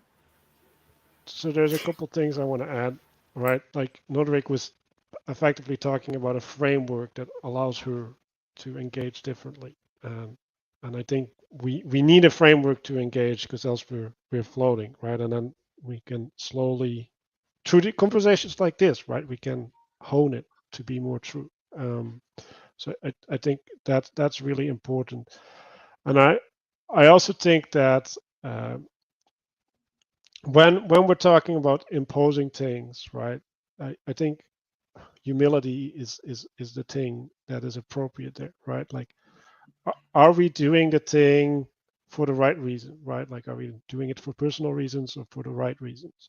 And then secondly, is what we're doing actually achieving what we intend with our action, right? Like, because even if you're doing the right thing, it might not achieve the right result, and then you have to adjust your strategy, right? So just saying I'm doing the right thing and therefore is insufficient to be a good agent in the world.